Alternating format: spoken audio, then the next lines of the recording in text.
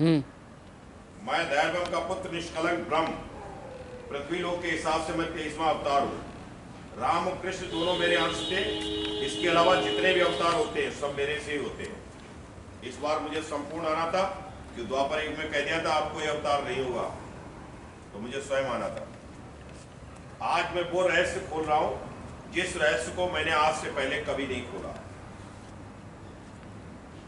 पृथ्वी लोक पर बहुत से राजा और बहुत से योद्धा आए हुए हैं, द्वापर के भी, त्रेता के भी, अन्य युगों के भी, इसके अलावा जल प्रलय के समय के भी आए हुए हैं। इसमें दो राजा पृथ्वी लोक के जो द्वापर युग के हैं, जिनके नाम मैंने आज तक खोले ही नहीं, क्योंकि उनके नाम खोलते ही साथ ही सब जान जाते हैं। मैंने किसी में उनका नाम नहीं खोला।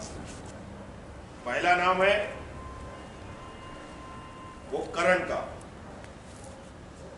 ये तो सबको पता कर्ण को आना है, क्योंकि द्वापर युग में जिस समय महाभारत युद्ध आरंभ हुआ उससे पहले ही कर्ण ने मुझसे वचन ले लिया था कि इस बार मैं वचन से बंधा पड़ा हूं दुर्योधन के, इसलिए हम धर्म में नहीं आ पा रहे। हमारी बड़ी इच्छा है धर्म की स्थापना करवाने की और धर्म में कार्य करने की, लेकिन मुझे अंतिम समय जरूर आपका।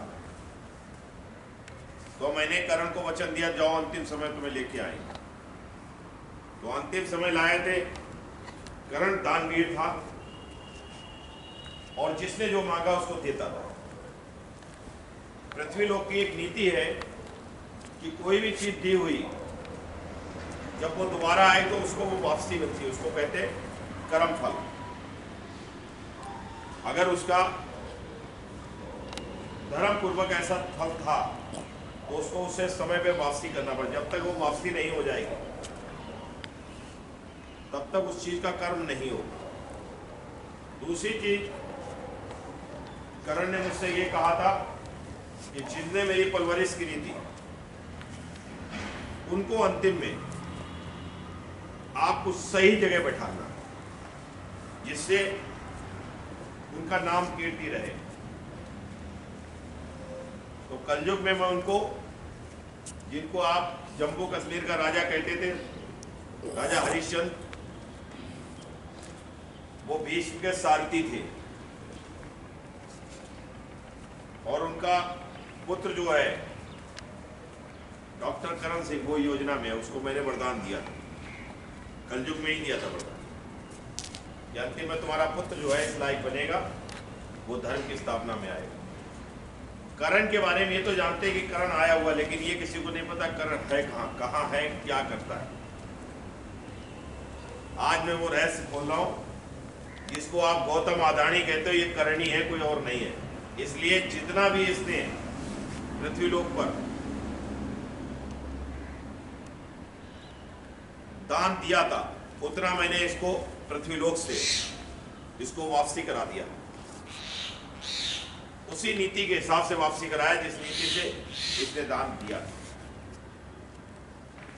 आज कोई भी राजा ऐसा नहीं है पृथ्वी लोक के भारत का जो कर्ण की बात नहीं मानता था, क्योंकि मैंने ये भी वचन दिया था भारत का एक एक राजा तुम्हारी बात मानेगा।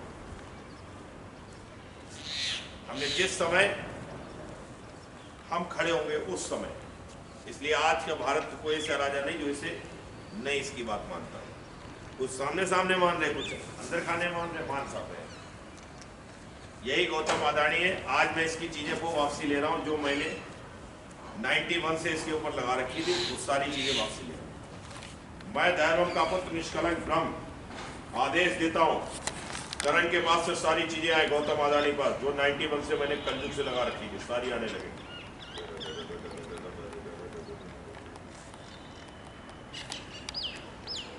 आ रही है? हाँ आ रही है, आ रही है। सारी आती जाए, एक एक। अन्य भी किसी की चीज लगी हो वो भी आ जाए, किसी और से लगवाई हो तो वो भी आ जाए, सारी आती जाए एक एक। वो द्वापर युग की भी लगाई थी मैंने, वो भी आ जाए।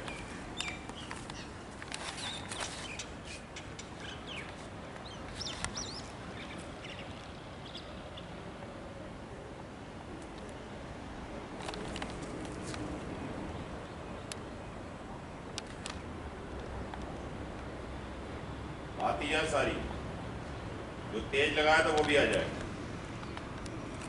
आती जा रही है। पूरी पृथ्वी पे जहां जहां लगा रखी है सारी वापसी आ जाए।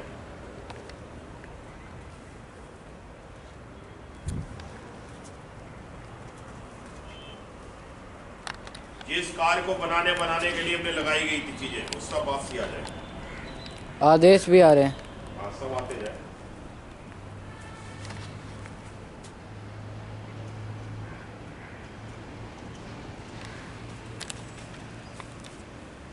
ऐसे धोना ही नहीं, इतना बड़ा साहूकार बनाया, बहुत चीजें लगाई थी।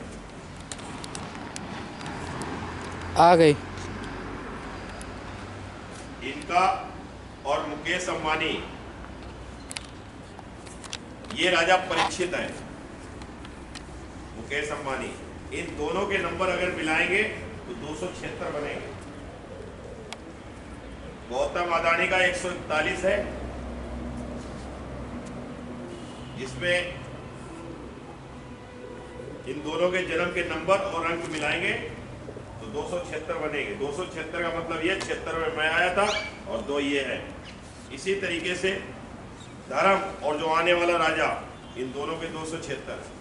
हमने कर्म के साथ इसलिए से लगाया था, कर्म मतलब मोदी के साथ, इसको इसलिए लगा दिया था क्योंकि ये इनकी वंशावली है, सब एक दूसरे की। ये सब जो है पांडव के परिवार के हैं, इसलिए मैं सबको एक साथ रखता हूँ। जो हमारा आज की डेट में पुत्र है, यही अर्जुन है, जिसे आप राजनाथ कहते हो, वो अभिमन्यु है। ये सब आए हुए, सारे किरदार आए हुए इस समय।